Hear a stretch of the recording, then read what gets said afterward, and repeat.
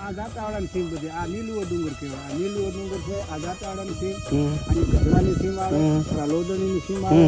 અહીંયા અમે ગાઢ સારતા, અહીંયા અમારા પેલા ગાયો સારતા, હાંડ સારતા.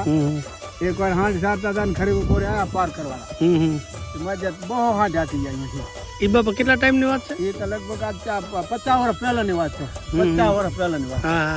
તેથી એક આ લોદણીનો એક ભાઈ આ ખટાણાની એક હતો, આપણે ભાઈનો ખટાણો એક હતો, એની ગાય હતી એટલે હું હાંડ હાકી ગયા. અને એક દેશી હતો એની હાંડ હાકી ગયા. અને એક અમારા ખડીર ગઢડામાં રાજાની હાંડ હાકી ગયા.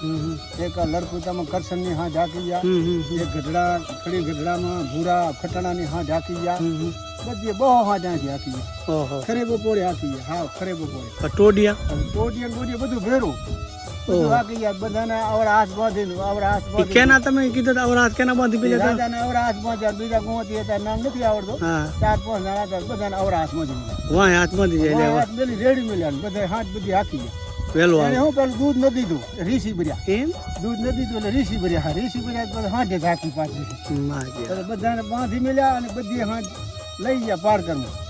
અને પછી તો આ ભૂરો ખટાણો બજારો ઠેઠ ઉઈ ગયો. એમ ઉઈ જાય ભાઈ સાહેબ કરીને કઈક નોરા કર્યા પણ પાછી વારી જ ન દીધી. એ તો હેરાન થઈ ગયા. ઘણી મારી યાદીમાં 50 વર્ષ પહેલાની આ વાત. આઝાદી પહેલા નનકો હતો તેથી 13 વર્ષનો હોય છે. તેથી આ હાંડ હાકીને આ ડુંગરમાં તમે ઘણો માલ ખાધો, ખૂબ માલ ખાધો. અને પછી આ ડુંગરમાં જો આ અહીંયા અમારા દાદા પહેલા રહેતા, આ દાંતાવાળા તે એ કારો કરીને મારા દાદો હતા. અહીંયા ગાય સારતા. અને પારકરમાં ખારોડિયા ગામના ખાંભલિયામાં અમારે ફોઈ દીધેલો. આપણે હોવાથી ફોઈ તો અહીંયા હેરાન કરતા હતા. હેરાન કરતા હતા તો અહીંયાથી એક દાડો ગયા ને એ ફોઈને તેડી આવ્યા. ત્યાં કરતા જમાઈ આવ્યો અહીંયા. લગભગ એ મિલિટરીમાં કે પોલીસમાં હતા? મિલિટરીમાં નોકરી હતી. એને કેમ બન્યું ને તો આ લુગડા ઉતારી નાખ્યું ને આ પર લુગડા. એટલે આપણે ફૂઈ ને કે તો કપડા ઓલા સાડી કેવા પહેરી લે, આપણા કાળા કપડા નહીં, આપણા કપડા ના હોય.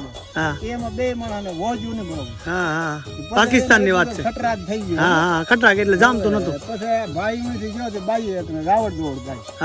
રાવણ દોડ ગાય આ તો ભાઈ મુના હેરાન બહુ કરે. હવે અમારે તો આમાં કેમ જીવાયો નથી. હાલ બેન જાત નથી આપણે ઘરે પછી સારું થાય. અહીંયા જાતા આવડે કરી આવ્યા. આ ઠકરાઈનું બર હતું.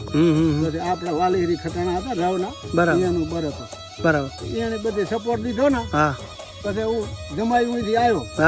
જમાઈ જબરદસ્તી સહી કરાવી લીધી. બરાબર. સહી નહીં કે છૂટા છેડા નહીં દેવા. છૂટા છેડા નતા કરવા પણ જબરદસ્તી સહી કરાવીને કે મેં છૂટા છેડા ફારકતી દઈ દીધી. આપડા વાર ભી દીધી એટલે સહી કરી દીધી. બરાબર.